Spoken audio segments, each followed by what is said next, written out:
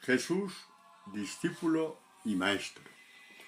Uno de los rasgos que los profetas nos presentan como más determinante en lo que respecta a reconocer al Mesías esperado es el de su relación de discípulo con Yahvé, su Padre. Isaías, iluminado por el Espíritu Santo, conjuga de forma magistral el oído abierto del Mesías con su capacidad de hacer llegar, por medio de su predicación, palabras colmadas de fuerza interior que servirán para levantar a los débiles, a los cansados, a todos aquellos que ya no esperan nada de nadie, ni siquiera de Dios. El Señor Yahvé me ha dado lengua de discípulo para que haga llegar al cansado una palabra alentadora. Mañana tras mañana despierta mi oído para escuchar como los discípulos. Isaías 54. Mañana tras mañana conecta el Señor Jesús con el Padre, alarga su oído hacia Él para llenarse de sabiduría y fortaleza, también de la vida oculta en su palabra, para poder hacer su voluntad, que no es otra que llevar a cabo la misión a la que ha sido enviado. Es tal la convicción del Hijo a este respecto que proclama solemnemente que Él no puede hablar por su cuenta de lo que sale de sus labios, le viene de su Padre. Yo no he hablado por mi cuenta, sino que el Padre que me ha enviado me ha mandado lo que tengo que decir y hablar. Y yo sé que su palabra es vida eterna. Por eso lo que yo hablo, lo hablo como el Padre me lo ha dicho a mí. Juan 12, 49, 50. Jesús es maestro y pastor.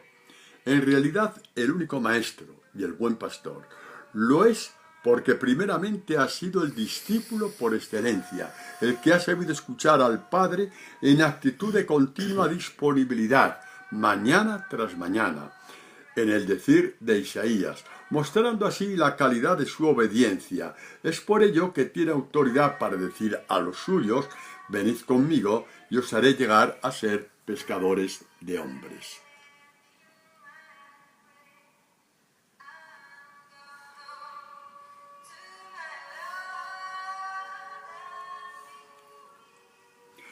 Fijémonos bien en lo que dice: os haré llegar a ser.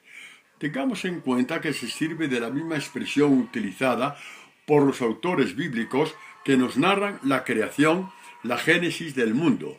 Jesús no funda una escuela del discipulado, Él mismo es la escuela. La génesis donde unos pobres hombres llegan a ser sus discípulos, llegan a serlo por la calidad de lo que escuchan, el Evangelio, y porque Él mismo les abre el oído y por supuesto porque ellos libremente aceptan el seguimiento. El hombre que se acerca a Jesucristo como Señor descubre alborozado la libertad interior que Él como Maestro y Pastor gesta en sus entrañas. Libertad interior que nace del hecho de saber distinguir al tiempo que escoger entre la carga de la ley y las alas que da la palabra. Mas no termina ahí el gozo, el asombro de los suyos ante lo que reciben de su Maestro. Así como Él llegó a ser maestro por la calidad y profundidad de su ser discípulo del Padre, acontece que, y ahí radica el asombro que da paso al estupor, también ellos, por la calidad de su discipulado, llegan a ser maestros por el Maestro, pastores por el Pastor, según su corazón. Todo esto, por muy sublime que sea, no tendría ningún valor si no estuviese apoyado y atestiguado por el mismo Jesucristo, por su Evangelio. La buena noticia es que no hemos inventado absolutamente nada, ni siquiera ha sido necesario sondear hasta la saciedad escritos de diversos expertos en espiritualidad con fin de encontrar un apoyo a lo que estamos diciendo.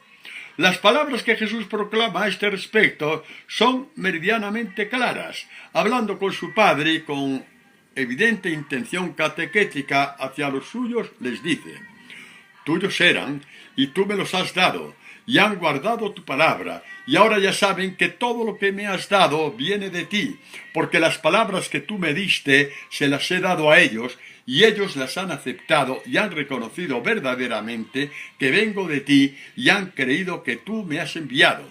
Juan 17, 6, 8. con la indispensable ayuda de nuestro Maestro, el mismo que explicó y abrió las Escrituras a los dos discípulos de Emaús, que se arrastraban apesumbrados hacia Emaús, nos atrevemos a partir el texto de Juan. Al pedir la ayuda de nuestro Maestro para partir como pan de vida que es estas palabras, no estoy echando mano de una frase esa, de un cliché.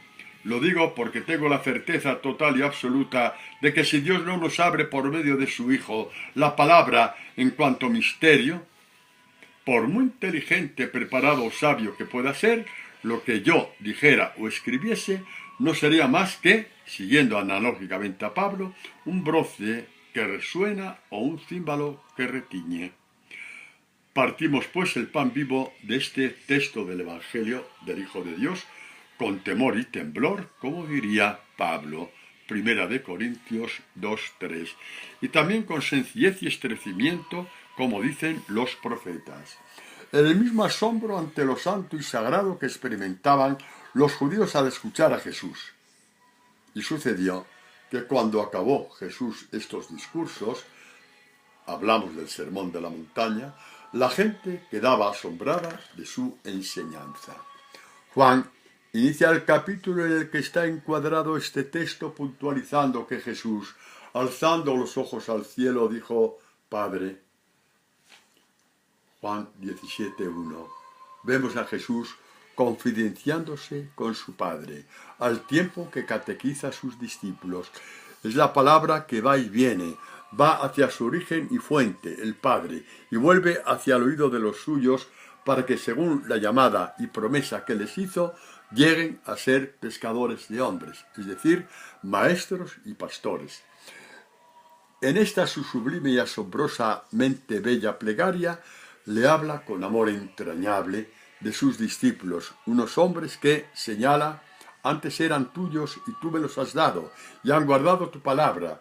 Y las palabras que ha proclamado a lo largo de su predicación no eran suyas, sino que, como hemos visto anteriormente, le eran dadas por su Padre. Ahora, y teniendo en cuenta el tema de estas catequesis, los discípulos de Jesús y el Evangelio, nos centramos en lo que podríamos llamar el trasvase que hace Jesús de su magisterio y pastoreo a estos discípulos, imagen de la Iglesia que están junto a él, celebrando la cena Eucaristía.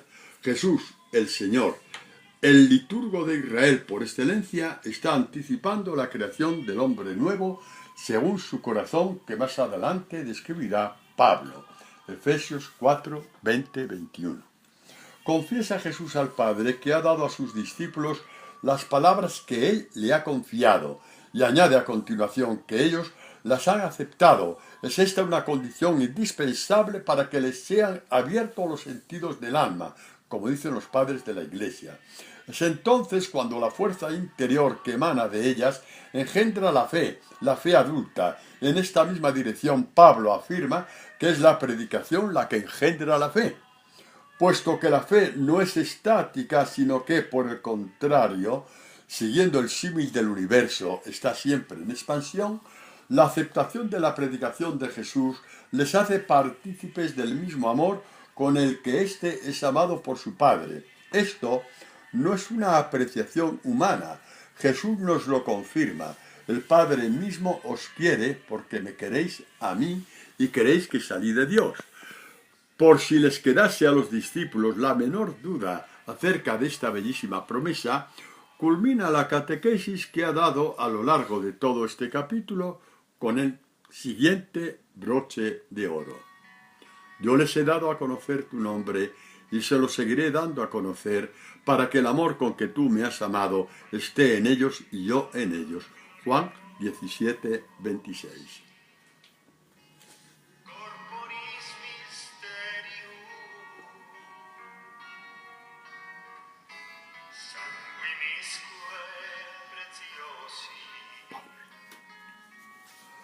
A la luz de estos textos vemos cómo Jesús sitúa a sus discípulos en una dimensión como Dios Padre que, aunque nos parezca exagerada, es semejante, lo proclama él mismo, a la suya. Es una semejanza que nadie se atrevería a afirmar si no fuera porque, como ya he dicho, conocemos de primera mano, de la boca del mismo Hijo de Dios. Escuchemos las palabras que dirige a María Magdalena en la mañana de su resurrección gloriosa. Vete donde mis hermanos y diles, subo a mi Padre y vuestro Padre, a mi Dios y vuestro Dios. Algo muy determinante aconteció a partir de la victoria de Jesucristo sobre la muerte. Es todo un salto cualitativo en la relación del hombre con Dios. Las alusiones de Jesús a mi Padre, que tantas veces encontramos a lo largo del Evangelio, dan paso ahora a una realidad imposible de abarcar por su adimensionalidad. Y oímos decir, mi Padre y vuestro Padre, mi Dios y vuestro Dios. No hay duda de que esta ha sido, si es que así podremos hablar, la obra maestra de nuestro buen pastor. Su Padre es nuestro Padre y su Dios es nuestro Dios, con todo lo que ello implica. Es su palabra la que ha engendrado este nuevo ser del hombre en Dios. Palabra que ha engendrado en sus discípulos la fe adulta, puesto que les ha permitido ver y reconocer en su Señor al enviado de Dios Padre. Estos datos catequéticos recogidos por Juan a lo largo de la última cena nos da pie para pensar que fueron los que forjaron la columna vertebral de la espiritualidad de la palabra de la que rezuma el prólogo de su evangelio. Llevado del santo y sagrado atrevimiento que tienen aquellos que han penetrado en la intimidad de Dios, proclama que todos aquellos que recibieron, acogieron la palabra, les dio poder de hacerse hijos de Dios. Fijémonos bien en lo que dice Juan, hacerse, que equivale a llegar a ser que vimos cuando Jesús llamó a Pedro y a Andrés a ser pescadores de hombres. Jesús, Señor, Maestro y Pastor, ofrece a los hombres el Evangelio que les engendra como hijos de Dios, que les permite, igual que Él, llamar al Padre mi Padre y a Dios mi Dios. He aquí la misión primordial de los pastores llamados y enviados por el Señor Jesús. He ahí los pastores que, al tener una relación con Dios parecida a la del Hijo, pastorean según su corazón.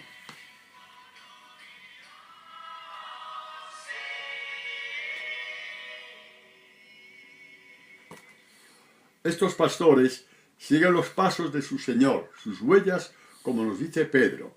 Cristo sufrió por vosotros, dejándoos ejemplo para que sigáis sus huellas. Muchas son las penalidades que estos pastores sobrellevan a lo largo de su ministerio. Pedro considerará un gran gozo, al tiempo que una inestimable gracia, el hecho de participar de los sufrimientos del Hijo de Dios. Alegraos en la medida en que participáis en los sufrimientos de Cristo, para que también os alegréis alborozados en la revelación de su gloria. Por supuesto que sí, que los pastores, según el corazón de Dios, participan de los sufrimientos de Jesucristo. Esta realidad es una constante en las cartas apostólicas, mas no nos podemos quedar solo en eso. Los gozos y las alegrías de los pastores, según Jesucristo, son indeciblemente mayores que las penalidades. Además, estas son curadas por la capacidad de amar y perdonar que Jesús da a los suyos, mientras que el júbilo y las satisfacciones que tienen están en las manos de Dios, hacen parte de ese tesoro anunciado en el Evangelio por Jesús y que no está expuesto al peligro de los ladrones ni de la corrosión de la polilla. Entre los gozos y satisfacciones de incalculable valor que Dios preserva y protege para los suyos, nombraremos uno que nos llama la atención por su absoluta originalidad. Me estoy refiriendo al júbilo indescriptible de aquellos pastores que pueden hacer suyas una tras otras las mismas palabras que dijo Jesús con respecto a sus ovejas. También ellos pueden un día dirigirse a Dios en los mismos términos que su buen pastor. Tuyas eran las ovejas y tú me las has dado. Las palabras que tú me diste se las he dado a ellas y ellas las han aceptado.